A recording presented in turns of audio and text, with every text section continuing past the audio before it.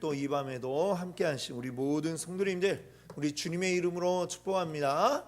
네, 오늘 주님께서 또 함께 이 말씀 통해 은혜 주실 줄 믿습니다. 오늘 여러분과 함께 나눌 말씀 제목은요, 옛 언약과 새 언약, 옛 언약과 새 언약이라고 하는 제목으로 함께 은혜를 나누고자 합니다. 우리가 앞서 이제 쭉 볼 때에 히브리서 내용에 가장 이제 많이 사용되는 것은 뭐냐면 무엇보다 더 뛰어나신 예수님, 이런 비유들을 계속해서 사용하는 것을 보았습니다. 우리 1장에서는 선지자보다 더 뛰어나신 예수님, 그리고 또 무엇에 대해 이야기했나요? 1장에서 천사보다 더 뛰어나신 예수님에 대해서 이야기를 했고, 그리고 뒤에는 대제사장보다 더 뛰어나신 예수님에 대한 이야기를 하고 있습니다. 대제사장, 우리가 그 지난 주간에 이제 말씀드릴 때 이것이 히브리서는 이 히브리인들, 즉 유대인들을 대상으로, 유대인들 가운데 이제 예수 그리스도를 믿는 자들을 대상으로 이야기한다 했습니다. 유대인들에게 아주 익숙한 그 절기 가운데 하나가 뭐냐면 대속죄일입니다. 대속죄일은 1년 동안의 그 모든 민족의 죄를 다 한꺼번에 가지고 대제사장이 하나님 앞에 가서 이제 용서함을 받는 그 날이 바로 대속죄일이죠. 그 날을 위해서 대제사장은 그 사전에 한 일주일 정도를 성전에 합숙을 하면서, 그러면서 그 날에 많은 그 해야 할 절차들을 익히고 준비를 하는 그러한 날입니다. 근데 이 대제사장이 그날에 성전의 가장 깊숙한 곳 지성소 안까지 이제 들어가거든요. 지성소 안에는 하나님을 나타내고 상징하는 그 언약궤가 있습니다. 그곳에서 하나님을 이제 만나게 되는 거죠. 근데 들어갔다가 살아나올 수도 있지만 죽을 수도 있는, 그래서 이 대제사장이 들어갈 때에는 이 옷, 제사장 의복 자체가 여기 이제 종 같은 것이 달려 있어요. 옷에. 그래도 움직이면 딸랑딸랑 소리가 이렇게 나게 되어 있습니다. 그리고 들어갈 때 발의 한쪽에는 끈을 이제 묶어서 들어가게 했습니다. 제사장이 들어갔는데 한참 동안 소리가 나지 않는다. 올해도 갔구나. 이렇게 하고 그 다음에 줄을 이제 잡아 당기는 거예요. 밖에 있는 제사장들이 이제 줄을 당기면 이제 죽은 대제사장이 나오게 되겠죠. 그럼 그 해에는 뭐 이 죄사함이 성공하지 못하는 것이고, 살아나오면 이 죄사함을 이제 받는 것이고, 뭐 이렇게 이제 생각이 되어졌습니다.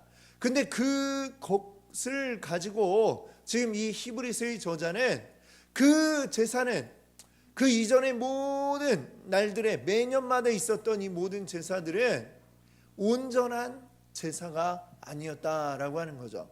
온전하다면 또 할 필요가 없잖아요. 매년마다 제사를 드릴 필요가 없죠. 근데 그것은 온전하지 못하다. 근데 예수님은 완전한 제사를 드리신 분이다. 그래서 예수님이 곧 그 제사의 대제사장이면서 동시에 제물이시다라는 이야기를 이제 앞에서 했습니다. 그러면 대제사장은 이 율법에 의하면 어떤 사람들이 대제사장을 할 수 있느냐 정해져 있어요. 어떤 사람들이냐? 아론의 후손들만이 대제사장을 할 수 있게 되어 있습니다. 레위 지파 가운데서도 아무나 다 하는 게 아니고 아론의 모세의 형인 그 아론의 후손들만이 대제사장 직책을 할 수가 있었습니다. 그런데 예수님이 근데 대제사장이다 이런 이야기를 하니까 어떤 사람들은 의문을 가지겠죠. 예수님이 그러면 레위 지파 아론의 후손입니까? 뭐 이렇게 묻는 사람이 있겠죠. 그러니까 그 이야기를 앞에서 이제 우리 히브리서 7장에서 이야기하기를, 그 제사장들은 아론의 그 후손들이 이렇게 후손으로 이루어진 대제사장들은 완전한 제사를 드리지 못하였다라고 이야기를 하는 거예요. 그런데 예수님은 그 아론의 후손이 될 수 없고 특별히 하나님이 세우신 대제사장이다라는 이야기를 합니다. 그러면서 이것은 멜기세덱의 그 뒤를 이은 제사장이다라는 이야기를 했어요. 멜기세덱은 누구냐 하면 아브라함이 자기 조카 롯이 전쟁에 휘말려 가지고 포로로 끌려가게 되었을 때에 그 조카 롯을 구하기 위해 아브라함이 이제 군사를 이끌고, 사실 뭐 잘 조직된 군사가 아니라 자기 집에 이제 따로 이제 사병이라고 그러죠. 사병, 개인적으로 이제 자신의 그 재산을 보호하기 위해 이제 고용한 사람들입니다. 그 사람의 숫자가 318명. 굉장히 많죠. 이 아브라함이 얼마나 많은 복을 받았는지를 알 수가 있는데, 다 아마 그 개인적으로 고용한, 오늘날로 치면은 이제 보디가드, 이런 보디가드들을 318명을 두고 있다. 그리고 아마도 다 데리고 가지 않았을 거예요. 왜냐하면 가족이 남아 있고 자기 재산이 다 남아 있으니까 한 반 정도를 데리고 갔겠죠. 그렇다면 그 아브라함의 재산을 보호하기 위해 고용된 사람들이 한 600명은 넘었겠구나, 우리가 이렇게 짐작할 수 있는데, 하나님이 얼마나 아브라함에게 복을 주었는가, 그걸 알 수가 있는데, 중요한 거는 그 아브라함이 318명의 그 사람들을 데리고 가서 그 롯을 붙잡은 자들을 다 싸워가지고 이겼어요. 이겨가지고 포로들을 구출하고, 그뿐만 아니라 그 사람들이 약탈해 갔던 모든 그 재물들을 또 다 고스란히 뺏어오는 그런 일을 했습니다. 그러면서 올 때에 이 창세기 14장에는 무슨 이야기를 하느냐면, 아브라함이 멜기세덱을 만나요. 살렘 왕 멜기세덱이라고 하는 자를 만나서 그에게 11조를 드렸다라는 이야기가 나오고 있습니다. 그러면 이때에는 율법에 의해서 아론의 후손들이 대제사장이 되는 것은 언제 일일까요? 아브라함 전에 일일까요? 아니면 후에 일일까요? 아브라함 후에 일이죠. 왜냐하면 아론은 아브라함의 몇 대를 내려가야, 한참 지나야 이제 나오게 되는 이제 후손입니다.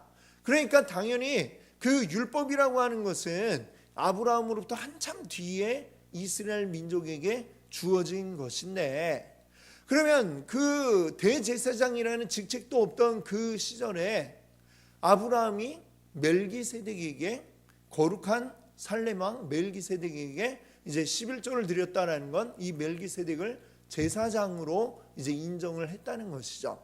그러니 멜기세덱이 어디서 왔느냐? 성경에는 그 전에도 후에도 멜기세덱이 어떠한 자인지, 무엇을 하고 어디에 있는 자인지 알려주지를 않습니다. 알려주질 않는데, 분명한 것은 그에게 11조를 드렸다, 이것은 하나님이 인정한 대제사장의 역할을 했던 사람이다 라는 것을 의미하고 있죠. 그렇기 때문에 아주 특별하게 율법에 의하여 세워진 제사장이 아닌 하나님께서 특별히 세우신 제사장으로서의 역할을 멜기세덱이 했다는 거죠. 그리고 그 멜기세덱과 같이 하나님께서 7장 28절을 보시게 되면 이렇게 말씀하고 있습니다. 영원히 온전하게 되신 아들을 세우셨느니라. 영원히 온전하게 되신 그 아들을 멜기세덱의 뒤를 이은 대제사장으로 삼으셨다, 이 이야기를 하죠. 그런데 8장 1절을 보세요. 거기에 뭐라고 이야기하느냐? 그 온전하신 아들, 우리가 지금 하는 말의 요점은 이러한 대제사장이 바로 우리에게 있다. 그분이 어디 나와 상관없는 곳에 있는 게 아니라 바로 우리에게 있다라고 이렇게 이야기를 하고 있습니다. 그분이 바로 누구이냐? 그분이 어떻다는 거예요? 그는 하늘에서 지극히 크신 이의 보좌 우편에 앉으셨으니. 지극히 크시니, 이게 누구일까요? 하나님. 하나님의 보좌 우편에 앉아 계시다. 이 우편에 앉아 계시다라는 말은 우리 요한계시록 할 때도 이제 설명을 드렸는데, 이 딱 정확하게 하나님이 여기 가운데 계시고 거기 오른쪽에 계시다, 이런 얘기가 아니에요. 우편이라고 하는 것은 하나님의 보좌 우편에 앉아 있다라고 하는 얘기는 왕과 같이 함께 앉아 있는 겁니다. 즉 왕의 그 대접을 받는 것이고 왕과 같은 역할을 한다는 거죠. 오른쪽, 특히 옛날에는 오른쪽이 좋은 거, 약간 좀 이분법적으로 할 때에 오른쪽이 좋은 거, 왼쪽은 좀 그거보다 떨어지거나 나쁜 것, 뭐 이런 그 관념이 있었던 것이죠. 그래서 하나님의 보좌 우편이라고 하는 것은 하나님의 그 모든 힘과 능력을 함께 가지고 있는 그러한 왕으로 세워졌다라고 하는 겁니다. 즉 예수 그리스도가 하나님 보좌 우편에 계시다, 이 얘기는 하나님과 같은 분으로 지금 함께하고 계시다라는 이야기를 하고 있는 것입니다. 우리에게 있는 대제사장이 바로 그분이시다라는 이야기를 1절이 하고 있습니다. 그리고 2절을 보시면 그분은 또한 어떤 분이냐, 성소와 참 장막에서 섬기는 이시라라고 했습니다. 자, 성소와 장막에서 섬기는 사람들을 우리는 뭐라고 불러요? 제사장이라고 부르죠. 제사장이라고 부르는데 오늘 여기는 성소, 거룩한 곳. 사실 성전 안에 그 성소는 누가 계신 곳이에요? 하나님이 계신 곳입니다. 진짜 하나님 옆에 계신 그곳이, 하나님 보좌 우편에 계시니 그곳이 어디예요? 진짜 참 성전이요, 그곳이 진짜 참 성소가 되는 것입니다.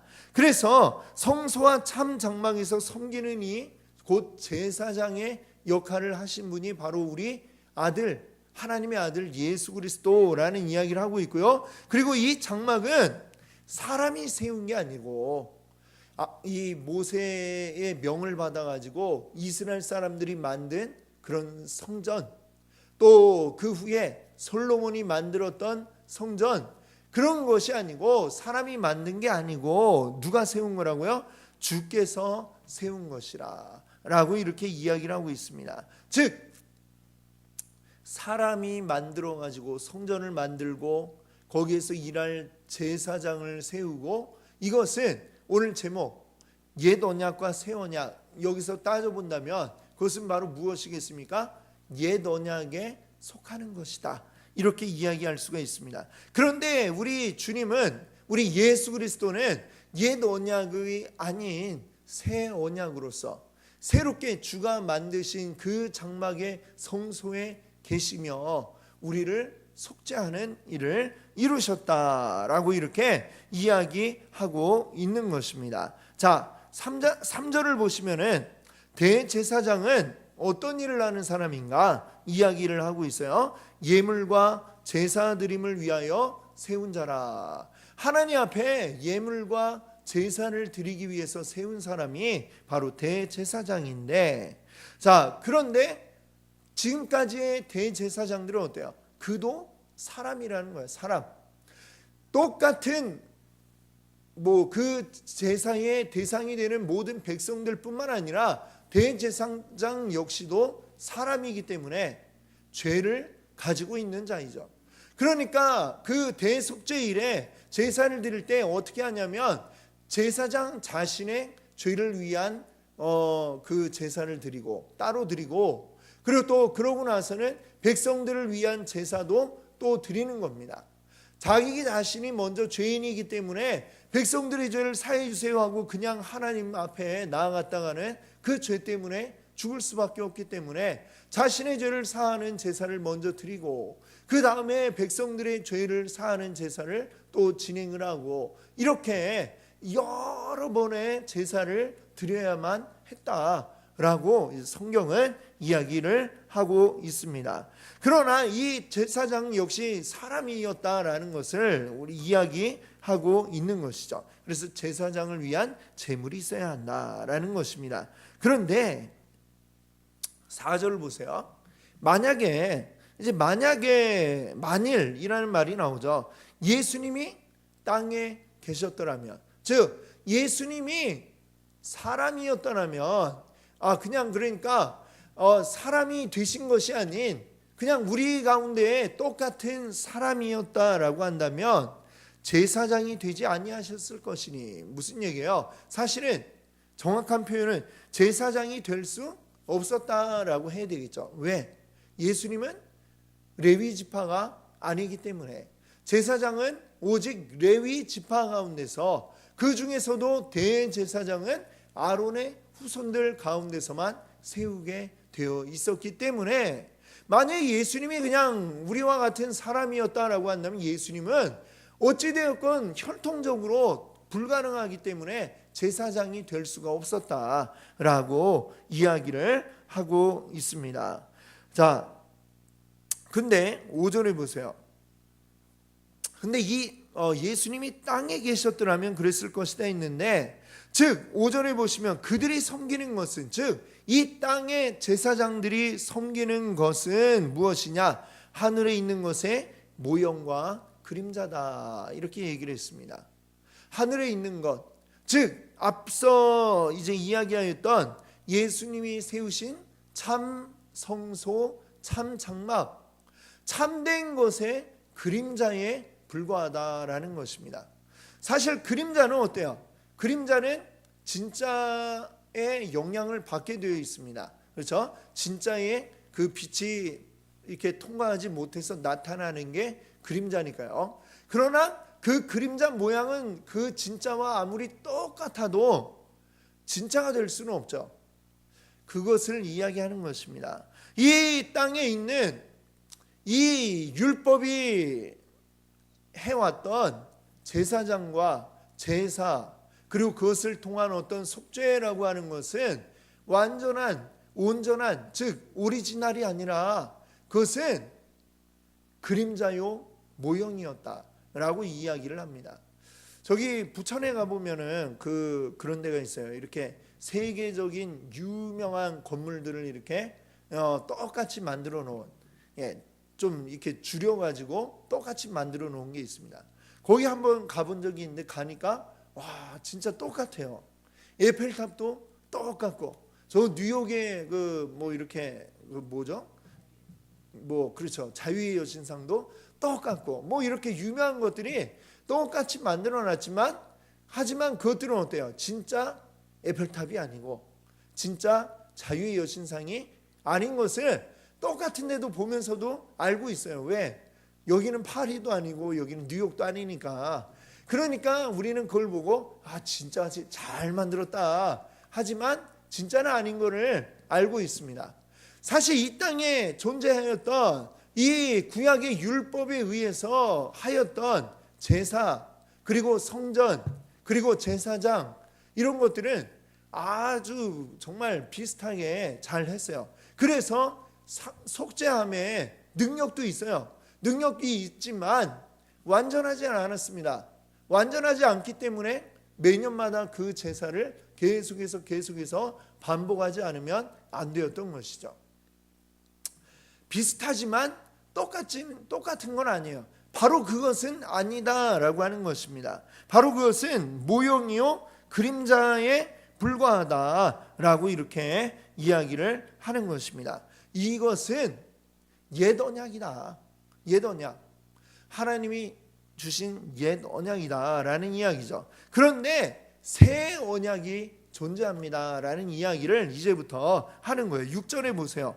그러나 앞에 5절까지의 이것들은 옛 언약이에요. 그러나 이제 그는 더 아름다운 직분을 얻으셨으니, 그가 누굽니까? 바로 예수 그리스도죠. 예수 그리스도는 더 아름다운 직분, 그리고 더 좋은 약속으로 세우신 더 좋은 언약의 중보자입니다. 이렇게 얘기를 합니다. 여기에 더 좋은, 더 아름다운, 더 좋은, 이런 표현이 계속해서 나오고 있죠. 예수님은 더 아름다운 직분을 가진 분이다. 왜? 더 좋은 약속으로 세운 더 좋은 언약의 중보자이기 때문이라는 것이죠. 이 중보자라고 하는 말이 사실 이 교회에서만 많이 쓰는 표현이라, 어떻게 보면 중보자 예수 그리스도, 그 말을 좀 더 쉽게 우리 요즘 쓰는 표현으로 바꿔본다면 중재자 가운데서 뭐 하는 사람이요? 양쪽을 서로 화해하게 만들고, 이런 역할을 하는 사람이 중재자이죠. 즉 예수님은 우리의 중보자다, 중재자다. 이 말은 무엇입니까? 하나님과 우리 사이 완전하게 지금 떨어져서 하나가 될 수 없는 우리의 사이를 이어주고 연결해 주는 분, 바로 그것이 중보자라는 말의 뜻입니다. 예수님은 더 좋은 언약의 중보자, 완전히 우리를 하나님과 하나 되게 연결시켜 주신 중보자입니다. 이렇게 이야기를 하고 있습니다. 어느 정도로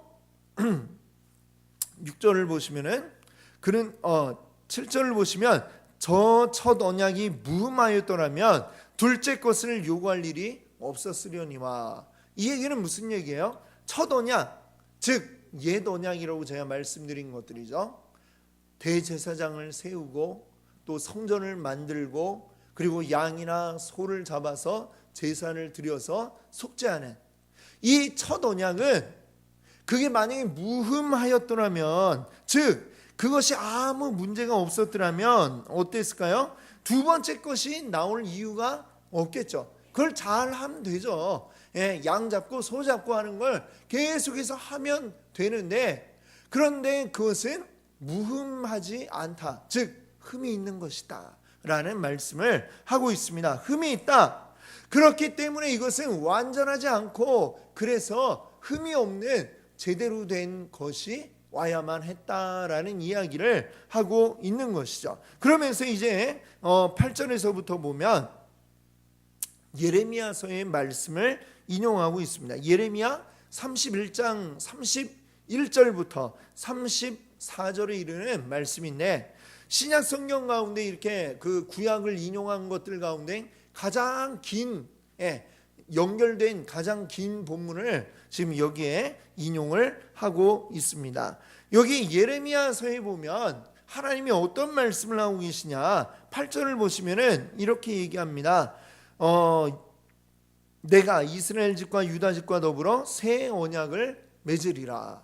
새 언약을 맺겠다라고 말씀하고 있습니다. 옛 언약은 무엇일까요? 그 제사에 의한, 소 잡고 양 잡는 제사에 의한, 그리고 아론의 후손을 제사장으로 세운, 그리고 성전을 지어서 그 안에서 잡는 이 옛 언약이 흠이 있기 때문에 이제는 내가 너희와 완전한 새 언약을 맺으리라, 이 말씀을 하고 있습니다. 9절에서는 뭐라고 이야기할까요? 이 언약은, 즉 새 언약은 출애굽 때에 만들었던 그 옛 언약과는 다르다라는 이야기죠. 왜?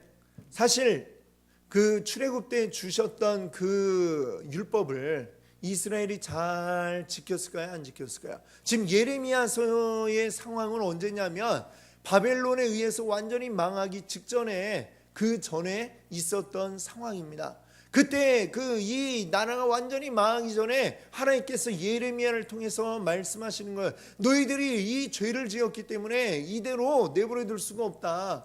너희를 때려서 회초리로 때려가지고 정신 차리게 해야 되겠다라는 말씀을 하는 겁니다. 그 회초리가 바로 뭐냐? 바로 바벨론이라는 강대한 나라를 통해서 이스라엘이 망하게 하시는 거죠. 유다가 망하게 하는 겁니다. 그걸 통해서 너희들을 회초리를 때려갖고 정신 차리게 할 거야. 이거 너희들에게 옛 언약을 줬는데 그거 너희들이 지키지 않았어. 이거 가지고는 이제 안 되겠어 라는 말씀을 하나님이 하고 계신 것입니다. 너희들이 옛 언약을 지키지 않았으니 나는 너희를 돌보지 않겠다. 돌보지 않겠다라는 이야기가 사실 무엇입니까? 우리 비슷한 상황이 언제 있었냐면 출애굽 때에 광야에서 이제 그 떠돌아다닐 때 이스라엘 백성들이 하나님께 대적하니까 하나님이 어떻게 하셨냐면 하나님의 그 보호를 거두신 거죠. 거두니까 어떤 일이 생겼냐면 광야에 있던 불뱀들이 이스라엘 사람들 물어가지고 공격을 해갖고 많은 사람들이 그 독 때문에 죽었어요. 하나님이 일부러 뱀을 풀으셨을까? 그렇지 않을 겁니다. 무슨 얘기냐? 광야에는 이미 원래 불뱀들이 많이 있었어요. 많이 존재하고 있는데, 근데 하나님이 그동안 그것들이 이스라엘 진영 안에 들어오지 못하게 보호하고 계셨던 것이죠. 돌보아 주고 계셨다라고 하는 것입니다. 근데 이 이스라엘 백성들이 하나님 앞에 막 원망을 하고 대적을 하고 욕을 하고 그러니까 하나님이 그 보호하셨던 손을 싹 거두시니까 그냥 금세 그 뱀들이 이 수많은 사람들에게 몰려들어 가지고 물고 그들을 죽게 만드는 이 사건이 있었죠. 이스라엘이 이 강대국 틈 사이에서 여전히 버티고 있는 것은 이스라엘이 잘나서 힘이 세서 강력해 가지고 그러고 버티고 있는 게 아니었는데, 근데 이들은 깨닫지 못하고 자신들의 힘으로 자신들의 능력으로 어떻게 살아보겠다고 여기 가서 붙고 저기 가서 붙고 막 바벨론에 막 아부했다가 그 다음엔 애굽 편에 가서 또 막 붙었다가 이쪽 저쪽 눈치 보면서 어떻게 살아남을까 이 궁리를 하고 있으니 하나님은 바라보지 않고 그러고 있으니 하나님이 내가 너희를 더 이상 돌보지 않겠다 이 말씀을 하신 거죠. 그리고 그 보호의 손을 거두시니까 어떻게 된 거예요? 결국에는 바벨론에 의해서 망한 겁니다. 하나님 왜 그렇게 잔인하게 바벨론 가지고 이스라엘을 죽게 하셨느냐, 많은 사람 죽게 하셨느냐, 그게 아니라는 거죠. 그동안 그 충분히 큰 힘이 바벨론에 있는데 하나님이 보호를 해주셨던 거예요. 근데 그 보호를 거두니까 그냥 자연스럽게 바벨론이 밀려와 가지고 이스라엘을 공격하고 유다를 공격했던 것이라는 것을 알아야 되겠습니다. 우리가 하나님 앞에 날마다 우리는 보호하심 가운데 있다는 것을 여러분들 기억하시기 바랍니다. 자, 또 우리 10절 말씀 보세요. 또 주께서 이르시되 그날 후에 내가 이스라엘 집과 맺을 언약은 이것이니 라고 했습니다. 즉 그날 후 이들의 보호하심의 손길을 거두고 완전히 그냥 매를 맞게 하신 다음에 그 다음에 하나님이 어떻게 하신다는 거예요? 새 언약을 내가 맺겠다라고 말씀합니다. 그 새 언약을 통해서 어떻게 하느냐?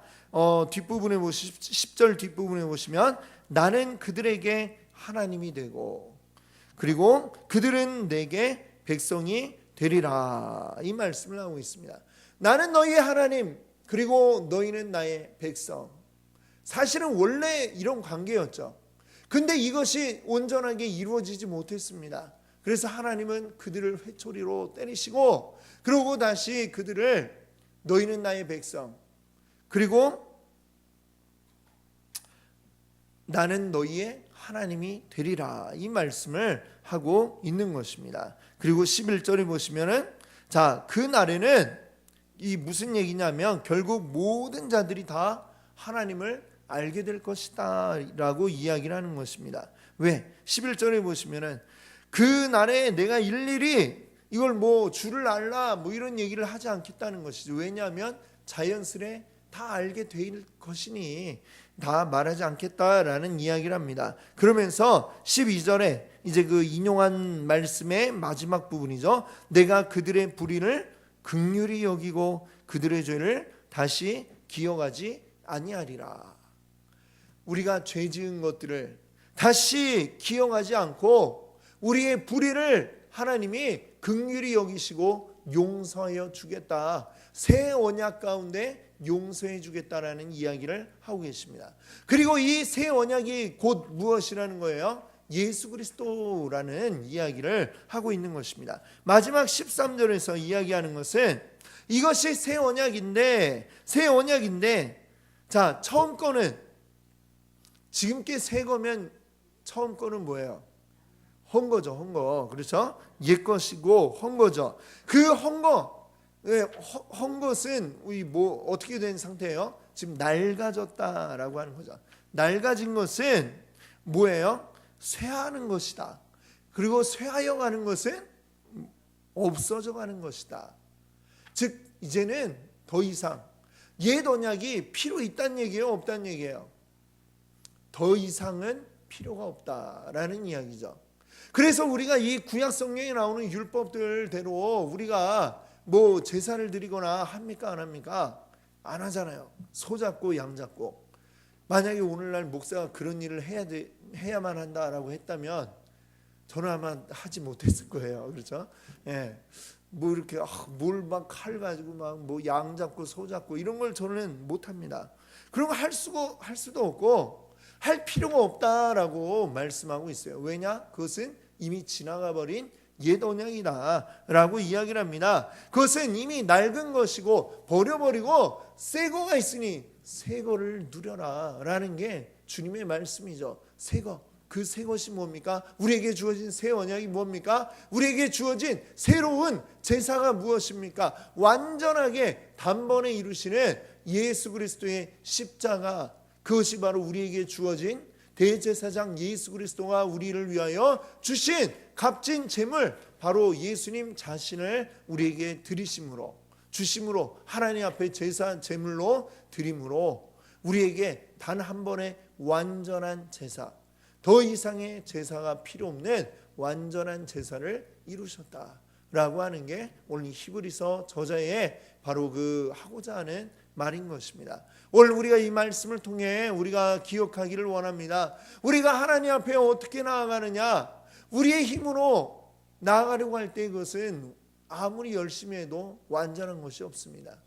우리에게 완전한 것을 이루시는 것은 오직 예수 그리스도 뿐인 줄 믿습니다.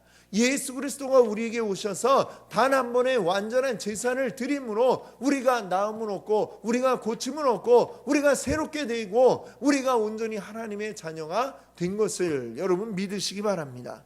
그것이 아니고는 우리는 하나님께로 나아갈 방법이 없습니다. 그것이 아니고는 우리가 하나님께로 온전히 서 있을 수가 없습니다. 온전히 우리에게 예수 그리스도를 보내주신 아버지 하나님의 그 사랑을 기억하기를 원합니다. 그리고 그 사랑으로 말미암아 새 힘을 얻고 온전히 우리를 중보하시는, 즉 중재해 주시는, 하나님과 우리 사이를 연결해 주시는 이 예수 그리스도의 은혜 함께 누리시는 여러분들 되시기 바랍니다. 아멘. 함께 기도